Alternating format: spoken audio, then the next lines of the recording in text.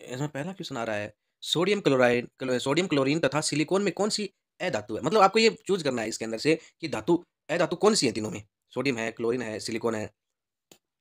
अगला क्वेश्चन है, किसी विलयन की उदासीन प्रकृति के लिए पीएच का कितना मान होना चाहिए? मतलब पीएच उदासीन प्रवृत्ति के लिए मतलब ये जो पीएच स्केल के अंदर जो उदासीन प्रवृत्ति कितने नंबर पे आती है? 7 पे, 6 पे, 5 पे? तो मतलब आपको ये बताना है 7 पे आएगी। प्लाज़्मोडियम में किस प्रकार का विखंडन पाया जाता है? भई द्विविखंडन पाया जाता है, बहुविखंडन पाया जाता है, ये प्लाज़्मोडियम के अंदर आपको बताना है। वायुमंडल में ओज़ोन की मात्रा में तीव्रता से गिरावट का मुख्य कारण क्या है? हमारे जो वायुमंडल है उसके अंदर O3 के अंदर है, जो ओज़ोन है उसके अंदर जो लगातार ये गिरावट आ रही है वो किस कारण से आ रही है? उसका कारण बताना है आपको। कमरे के ताप पर कौन-सी धातु द्रव अवस्था में पाई जाती है? कमरे का जो ताप है उसके अंदर कौन स जो धातु कौन से धातु है वो द्रव अवस्था में पाई जाती है? भई जो मतलब कौन-सी धातु होगी? पारा होगी कि मतलब आप जो भी कुछ है सोडियम होगी कि मैग्नीशियम होगी, धातु पूछिए इसमें। धातु द्रव अवस्था में पाई जाती है। क्लोरीन समस्थानिकों के परमाणु भार लिखिए। निम्नलिखित इस रासायनिक समीकरण को संतुलित करना है। अब इसको आपको संतुलित करना है। अगला क्वेश्चन है, शुद्रांत्र में भोजन के किन अवयवों का पूर्ण पाचन होता है? मतलब शुद्रांत्र होती है उसके अंदर पूर्ण पाचन किन अवयवों का होता है? 9 नंबर क्वेश्चन है, वसायुक्त खाद्य पदार्थों को विकृत गंधिता से बचाने के लिए क्या किया जाता है? मतलब जो पैकिंग आती है उसके अंदर कौन-सी गैस भरी जाती है, जो उनको बचाए रखती है? रेडॉक्स अभिक्रिया का उदाहरण दीजिए। जो मतलब वह अभिक्रिया जिसमें अपचयन-उपचयन साथ-साथ होते हैं, रेडॉक्स अभिक्रिया कहलाती है। तो इसका एक उदाहरण देना है। जैसे अम्ल क्षार मिलकर लवण जल बनाते हैं वो। फिर है धातु के साथ अम्ल की अभिक्रिया होने पर सामान्यतः कौन-सी गैस निकलती है? एक उदाहरण द्वारा समझाइए। मतलब क्या बताया है इसके अंदर कि धातु के अम्ल के साथ अभिक्रिया होती है, कौन-सी गैस है? हाइड्रोजन गैस जो निकलती है, वो एक उदाहरण के द्वारा आपको बताना है। आघातवर्धेय तथा तन्य का अर्थ बताइए। आपको आघातवर्धनीयता और तन्यता का दोनों का अर्थ बताना है कि एक को पीटते हैं, चादर बनाते हैं, एक मतलब पीट कर उसका लंबा तार बना लिया जाता है। ठीक है? अगला क्वेश्चन है इसके अंदर आपका 2 नंबर इसके अंदर 11 के अंदर सोडियम को केरोसिन में डुबोकर क्यों रखा जाता है?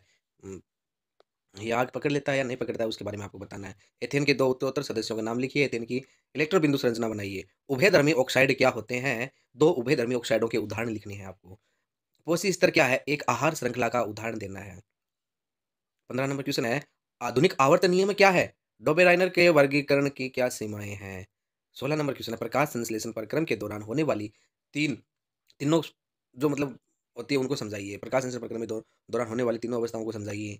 फिर है पुष्प के अनुदैर्ध्य काट का नामांकित चित्र बनाइए, जो धतूरे का चित्र रहता है वो उसका चित्र बनाना है। हाइड्रा में मुकुलन को सचित्र समझाइए। मतलब हाइड्रा में किस प्रकार जनन होता है, वो जो कोशिकाएँ अलग होकर कैसे अलग हो जाती है, उसी प्रकार से है कि ये बताना आपको उसका सचित्र वर्णन करना है। फिर आता है इनके सूत्र लिखने धावन सोडा और विरंजक चूर्ण के। दूसरा क्वेश्चन 18 के अंदर है, प्लास्टर ऑफ पेरिस के जल के साथ अभिक्रिया के लिए समीकरण लिखना है। CSO4 half H2O dot plus के अंदर क्या आ जाएगा, एक 1 सही 1/2 H2O मतलब फिर वो उसके साथ जिप्सम बन जाएगा, वो अभिक्रिया इसके अंदर समझानी है।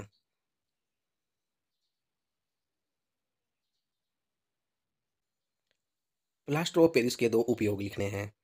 अथवा के अंदर बताया गया निम्नलिखित सारणी के आधार पर पदार्थों के हाइड्रोजन आयन सांद्रता को घटते क्रम में लिखना है। नींबू का रस, सिरका, जठर रस, टमाटर का रस।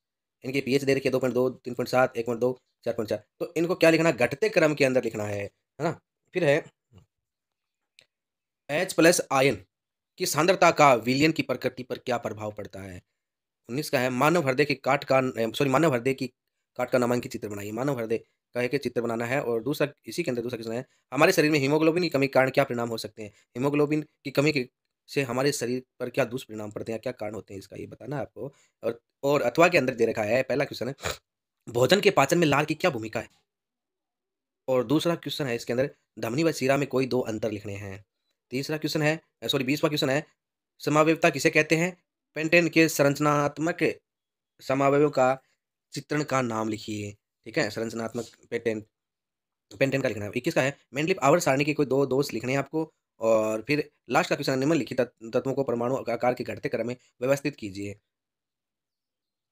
जो आपको दे रखे हैं NaCS, Li-K ठीक है? पोटेशियम वगैरह ये दे रखे हैं लिथियम, तो इनको आपको करना है। तो ये आपका पेपर है और अगला पार्ट मैं जल्दी ही लेके आ रहा हूँ आपके सामने और आप इस चैनल पे नए हैं तो लाइक एंड सब्सक्राइब कीजिए।